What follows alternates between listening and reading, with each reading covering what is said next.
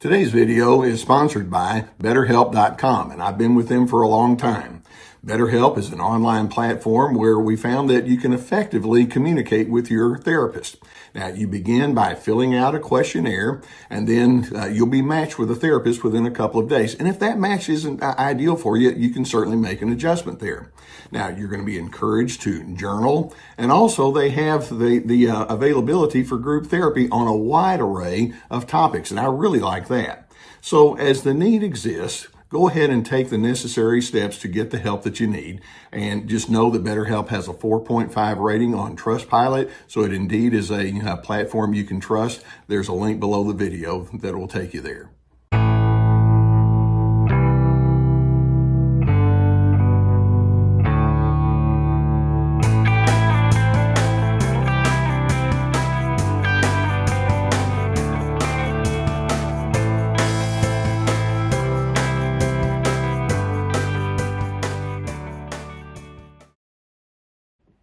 One of the most common emotions that you can experience is anger. And when I say common, it's just something that shows up whether we want it to be there or not. And sometimes it comes out in a very loud and raucous kind of way. Other times, though, it may be more of a modest or a mild kind of expression, like you feel frustrated or annoyed or irritable or agitated, and you don't really run with it and allow it to take over, but it's there. And it's important for you to understand that this is not an abnormal emotion that you have. I mean, the bottom line is we live in a broken world. You're going to have disappointments or disillusionment, or sometimes you're going to have confusion. You're going to be perplexed. Sometimes you just know that you're feeling permanently misunderstood, and that emotion is going to rise up. Now, in healthy relationships or with healthy individuals, it's possible to manage that anger in a constructive way. We call it assertiveness, and it's part of your maintaining boundaries, where you can speak up and talk about your needs, but in a way that everybody gets to walk away, hopefully, with their dignity intact. Now, with narcissists, they have their anger, but there's so much confusion, there's so many elements on the inside of their personality that they don't go into the healthy space with their anger.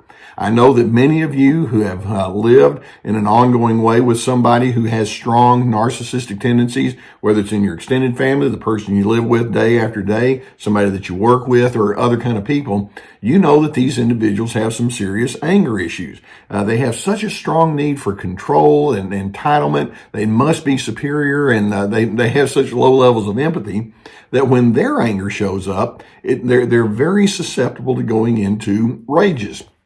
Now, there are a couple of different ways that this can happen. Sometimes the rage can be just loud and raucous.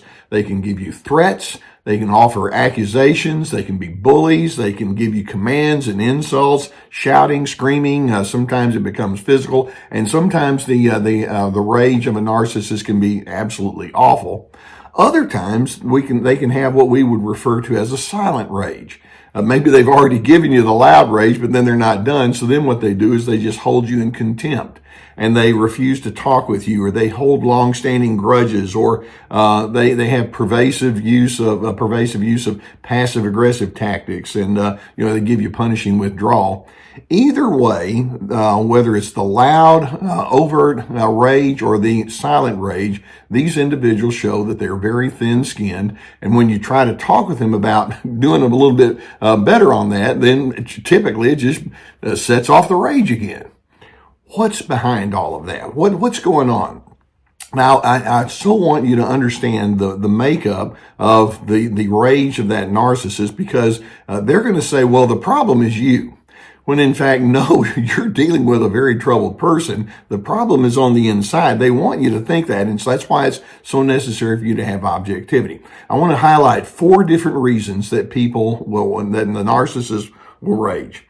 Now, first, at the top of my list, number 1, narcissists refuse to examine their own internal pain and hurt that they carry on the inside. The reason they offer you pain is because that's what they carry on the inside. You can't give away something that you don't already possess, and that's what they possess.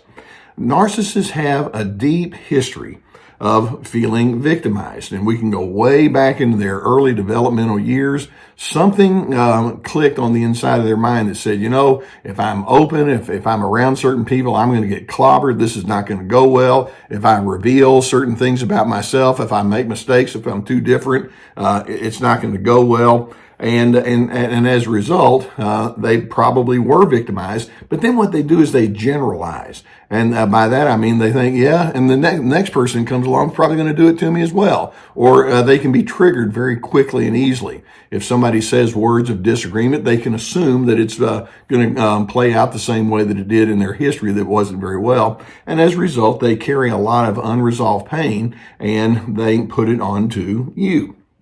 The problem is they tend to have very short insight or poor insight with respect to all of that. Number 2, as to why narcissists rage. And that is they have assumed that power, and not just power, but power over you is the best way to solve that internal pain. So they're thinking, the reason I feel pain is because I have people who are in a power position over me, or they think they can have some influence and they've made my life miserable. You know what? I'm going to join that trend, but I'm going to do it better. And so in their mind, it's like, the way I make myself feel less bad is I make you feel even worse. And that's what they're doing. It's like, somehow your worse pain than mine is a soothing thing for me. It makes no sense, but what they have going on is they're just thinking, I have to be in control over you. And then a third reason that narcissists will rage is that it makes their rage allows them to feel superior.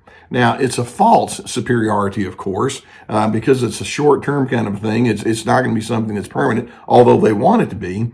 But their craving to be superior is little more than a compensation for their hidden feelings of inadequacy.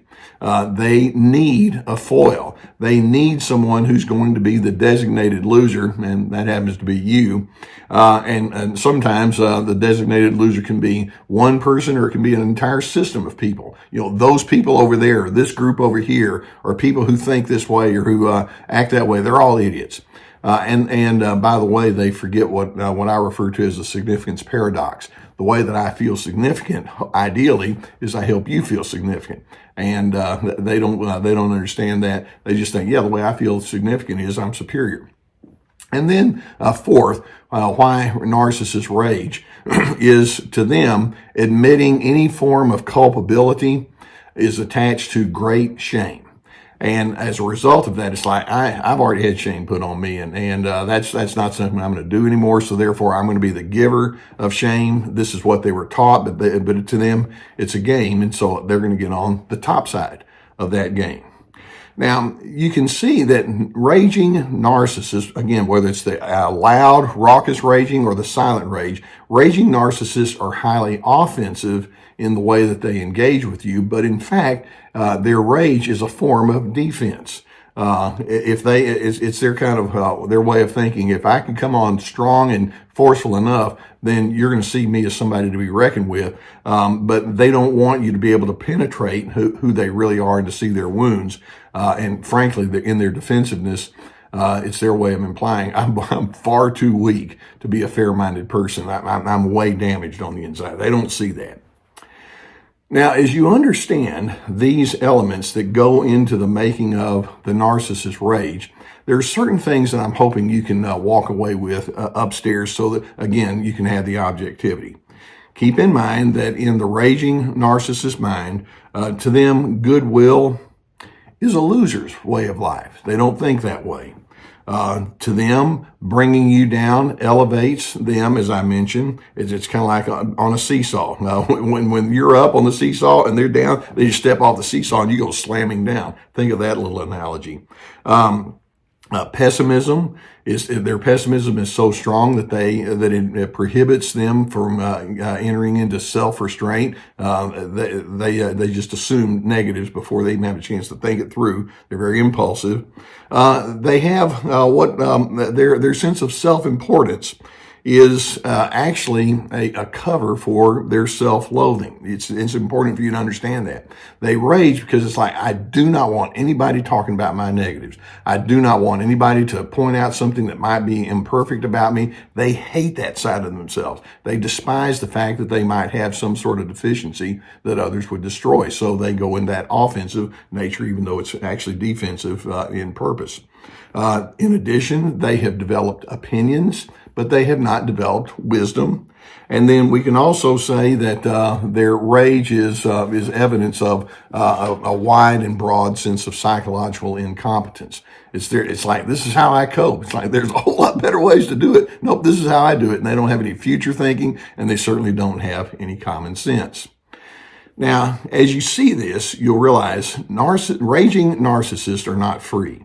They're bound, they're imprisoned by their own internal tensions. Now, they may say, I'm my own person, but don't believe it. They're still held back by whoever or whatever forces were part of their past, and it's made them to be a miserable person to live with. They have an underdeveloped conscience as a result of that. Even though some of the ragers come across as very morally self-righteous, and you think they have an overly developed conscience. No, it's extremely narrow and black and white. And then they don't have any common sense. You and I would say, this raging at somebody is no way to win friends and influence people. But the narcissist thinks, hey, works for me. And so it's like, all right, that's where you are. Keep in mind, as you examine this, you can't reason with an unreasonable person, no matter how strongly the narcissist insists. It's also necessary for you to understand you're not the cause for their rage. As I mentioned, they carry so much of this pain on the inside. As a result, when you're trying to figure out what you're going to do, think individually. Don't think cooperatively, although obviously cooperation is a nice thing, but you're going to have to think, with this person being so dysregulated, I need to figure out what my healthiness looks like, separate and distinct from them. And that means you set your boundaries, you have a definition of yourself, and you have priorities and preferences that you're going to behaviorally follow through on. And then, in addition, make sure that you have openness with people that you can trust, because sometimes you need somebody to say, "Hey, you make sense," because the narcissist is going to invalidate so much. The narcissist has given up on dignity, respect, and civility. You know that here on Team Healthy, that's our mantra, that's our foundation. They don't know how to live into it. I hope that DRC, dignity, respect, and civility can be the foundation for the way that you live. I hope that videos such as this can give you some good awareness of what you might be dealing with. If you had not already hit that subscribe button, I would encourage you to do so. My aim is to help you have insight and awareness, and I so appreciate you allowing me to be on your journey with you. Now, you know that I've been sponsored for years by the people at BetterHelp.com. It's an online therapy resource. Sometimes when you're dealing with something like this, it can be so helpful for you to seek out someone that can help you find that objectivity that I'm talking about. There's a link below that will take you to their website, and they have a licensed professional therapist. You answer some questions, and then you can select a person that you can work with. Please get the help that you would need. Now, I would invite you to look into my website. And you'll see on there that I have lots of resources. Primary among them, I've got courses, and each course has at least 25 teaching videos with handouts and questions. We have it on anger management, which is very much what we're talking about here, boundaries, finding yourself, having healthy connections. Then in addition, on my website, we have access to my webinars, which are 90-minute PowerPoint presentations, along with lots of articles and my books. So lots of things I hope that can help you. Narcissists are prone towards nasty anger. They can rage. I hope that you can decide, I don't want to let them set my pace, and you can be an entirely different kind of person. Probably going to need to be separate from them as you do so. But understand, you can be healthy, and you can be somebody that's steady despite their pronouncements about you, and I hope you're committed to that. Because in the process, it allows you to have objectivity and that steadiness, which are the foundation marks for your inner sense of peace.